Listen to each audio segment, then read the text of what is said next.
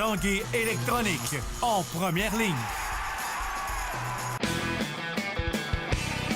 On parle de capitale au stade municipal. Pour les fans du junior, on parle des remparts. On manque pas une victoire du rouge et or. À l'esprit sportif, on aime le sport. Bon début de semaine, bienvenue à l'Esprit sportif. Aujourd'hui, on parle des Remparts de Québec. Beaucoup d'actions sur la glace. On rencontre l'entraîneur-chef Philippe Boucher. Également, on parlera de l'avenir du Colisée Pepsi que les Remparts quitteront à la fin de la présente saison. Mais d'abord, on parle de la Coupe Vanier présentée il y a quelques semaines à Montréal et remportée par les Carabins. Eh bien, aujourd'hui, le club de football Rouge et Or annonçait que cette grande finale nationale du football universitaire sera présentée à nouveau ici à Québec, le 28 novembre prochain.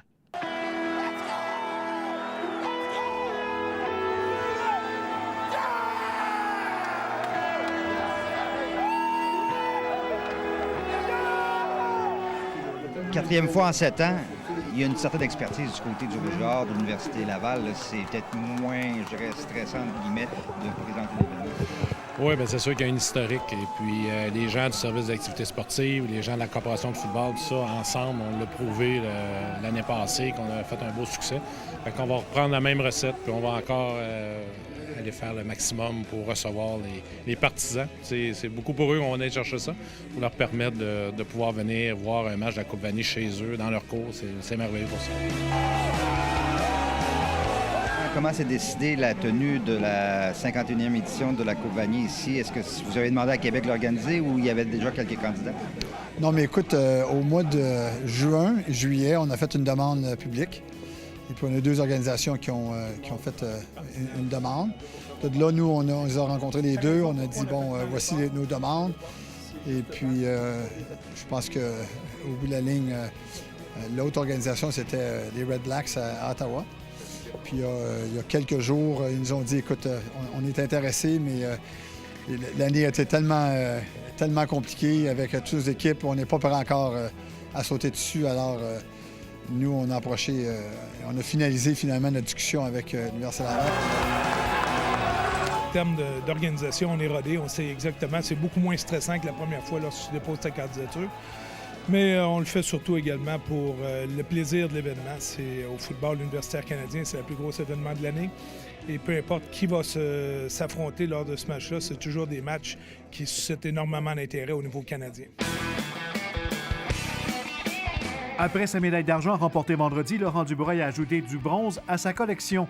Le patineur de vitesse sur longue piste a obtenu dimanche le troisième meilleur chrono de la deuxième épreuve de 500 mètres de la Coupe du monde de Berlin en Allemagne. Laurent Dubreuil, qui a aussi raflé le bronze aux 500 mètres à Séoul le 23 novembre dernier, est ainsi monté sur un troisième podium d'affilée, une séquence inégalée par aucun autre de ses adversaires à cette distance cette saison en Coupe du monde. Deuxième au classement de la Coupe du monde aux 500 mètres, Dubreuil est prêt à poursuivre sur sa lancée. Les patineurs se dirigeront maintenant vers Eindhoven aux Pays-Bas, ville hôtesse de la prochaine Coupe du monde, qui se mettra en branle vendredi. Le Québécois Alex Harvey a fini 10e du mini-tour de Lillehammer en Norvège à la Coupe du monde de ski de fond, au terme de la poursuite classique de 15 km dimanche. Harvey s'est lancé 11e avec près d'1 minute de retard sur le meneur. Il a terminé à 52,5 secondes du vainqueur, un Norvégien. Alex Harvey se disait très satisfait de se retrouver parmi les 10 premiers, lui qui avait terminé 33e lors du 10 km en style libre la veille. Avec la journée d'hier qui est un peu moins bonne, pouvoir me permettre d'avoir une mauvaise journée tout en restant dans le top 10 mondial, ben c'est bon. Là, ça veut dire que les autres journées, la journée d'aujourd'hui puis le vendredi, j'étais vraiment en bonne forme. Donc, je suis content de ça. Là. C'est un peu au-delà de mes attentes. Là. Donc, j'ai l'habitude de partir un peu plus lentement la saison. Donc là, c'est un bon début pour moi. Là. Je suis vraiment content. Vendredi, Harvey avait pris le 5e rang du sprint en style libre. Les fondeurs seront de retour en action le week-end prochain pour la Coupe du monde de Davos en Suisse. Après la pause, on parle de vos remparts. On revient dans 3 minutes 30.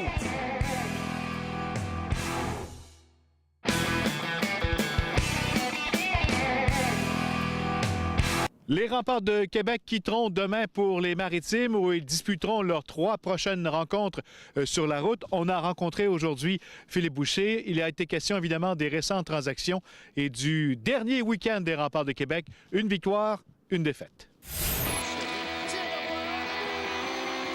C'est bloqué. Oh, Dimitrov, Timashov et l'un des oursons à Québec. Belle passe sur sa gauche, le tir, mais c'est avancé. Encore au set, Ernie tire, Adam Ernie, 4-3 les Remparts. Philippe, j'aimerais qu'on revienne sur les 2 matchs du week-end. 2 matchs bien différents. Commençons par celui de vendredi. Très bon match vendredi. Je pense qu'on a un bon spectacle. L'Armada, c'est un club qui nous donne toujours du fil à retordre. On a bien répondu, les gars, plein d'énergie. La foule est en arrière de nous autres. Ça a été un match comme on veut les jouer. Puis le lendemain, je pense que toutes les émotions de vendredi, là, les échanges et puis tout ça, ça a apparu. On était content que ça apparaisse pas vendredi soir, mais samedi, ça a apparu. Surtout en première période, on était un petit peu indisciplinés. On était sans vie un petit peu. On a trouvé un moyen de revenir. C'était vraiment 3-0 pour Victo, 4-1. Puis on est revenu à 4-4. Puis en troisième période, l'indiscipline nous a coûté. Qui est en échec, il reprend, passe devant. Dévié le but! Marc-Olivier Roy, un tour du Japon! Offensivement parlant, ça a bien été. Entre autres, Marc-Olivier Roy, 5 buts en 2 matchs, content de son retour. Oui, puis ça fait du bien. Puis c'est un gars d'expérience. Je pense qu'il a pris voir. Ça fait longtemps qu'il n'avait pas joué au centre. Là, il commence à avoir quand même une vingtaine de games de jouer au centre. Ça paraît avec Timashov, ça va très, très bien avec Gauthier aussi. Alors de voir qu'il peut prendre une bonne bouchée de la part offensive, c'est important pour nous autres. On veut que ça vienne de partout. C'est venu souvent de Tchegeri, Ernie et Timashov, d'avoir Roy s'impliquer. On va probablement avoir Katchev et Verrier qu'on pense qu'il peut nous amener. Alors, je pense que sur 3 lignes, même sur 4 lignes, on va pouvoir avoir beaucoup d'attaques. C'est l'arrivée également de Jérôme Verrier. Tu en parlais. Qu'est-ce que tu fais comme bilan de ces 2 premiers matchs avec l'équipe? Ça a été correct. Je pense que c'est jamais facile. Lui, il vient de Drummondville. Il joue à Drummondville longtemps. Son père dans l'organisation là-bas, il était vraiment attaché là-bas. Ça a été un choc pour lui. C'est un gars qui n'a pas joué beaucoup de hockey cette année. Là. Il a été blessé à quelques reprises. Il n'a pas pratiqué beaucoup. Ça paraissait. Je pense que son timing n'était pas là. Mais c'est étant dit, c'est un gars de caractère. Il nous a donné tout ce qu'il pouvait nous donner avec un peu avec qu'est-ce qu'il y avait disponible avec l'énergie qu'il y avait en fin de semaine. Puis c'est bon de le voir pratiquer présentement.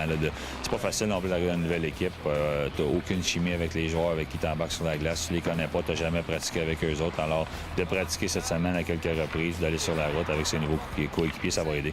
Tu l'avais dans ta mire depuis longtemps?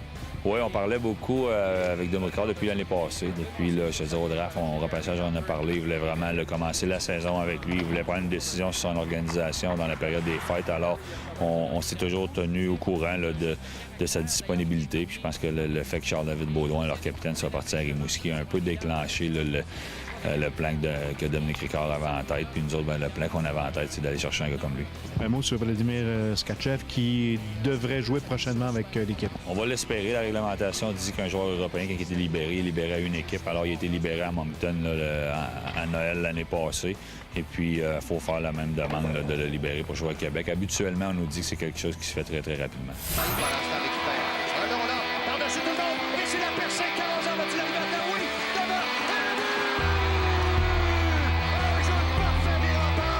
Tu bouges beaucoup avec les 20 ans, avec ton Européen. Est-ce que ça veut dire que ça va être plus tranquille à la période des transactions ou non?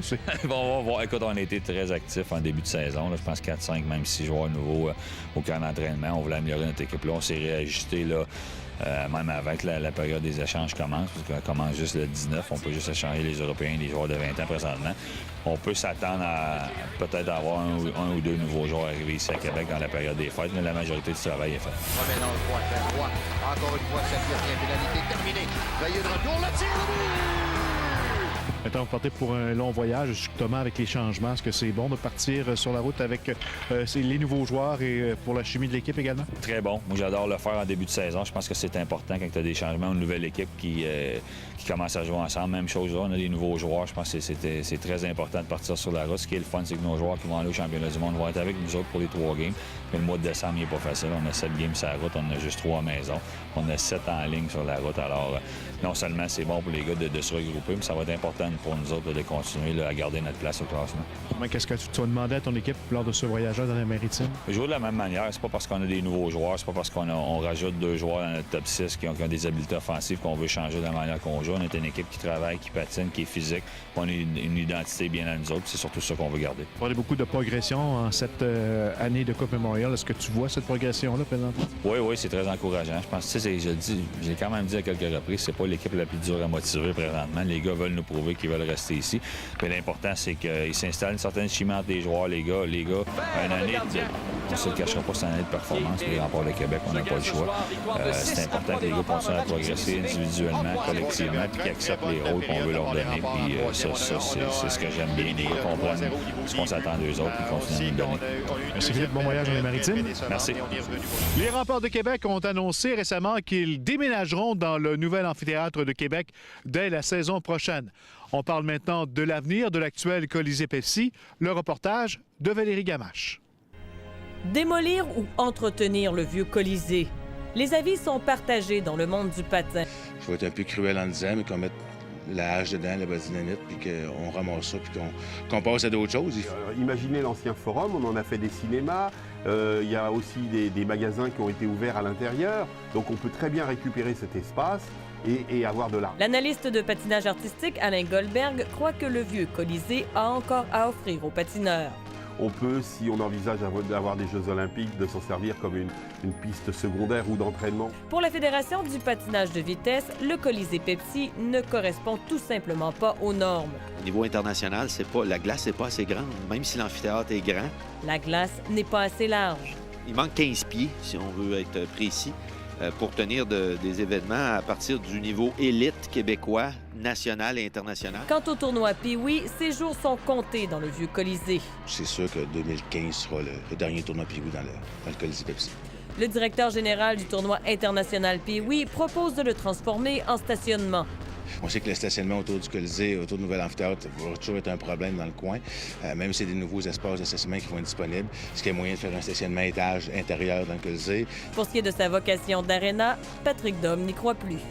Je pense que le Colisée a fait son temps. L'administration Labaume attend le rapport du comité Gélina sur l'avenir d'Expo-Cité pour statuer sur le sort du vieux Colisée.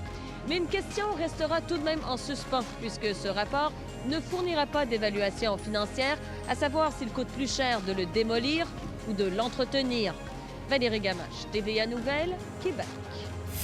Et voilà qui complète l'esprit sportif pour aujourd'hui. Demain, entre autres, on vous présente un portrait du nouveau venu chez les Remparts, Jérôme Verrier. Bye-bye, à demain.